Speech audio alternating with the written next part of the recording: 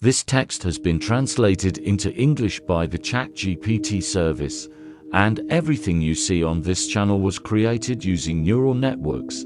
What are neural networks? This is the one approach to building artificial intelligence that models how our brain works during the learning process. To do this, a network of neurons is created.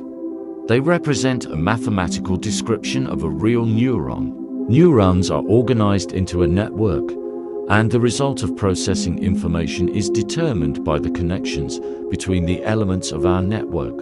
But how can we bring this network to life? Machine learning can be used for this purpose. It is a method in which such a network is given a set of examples and a task to solve. Based on these examples, the neural network attempts to solve its problem in a similar way today. There are many services available based on neural networks.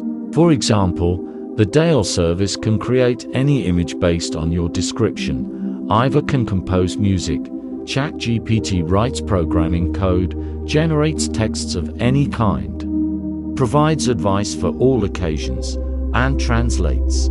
You can use such services yourself. They are as easy to use as browsing your Instagram feed. If you want to learn more about neural networks, feel free to ask your question in the comments.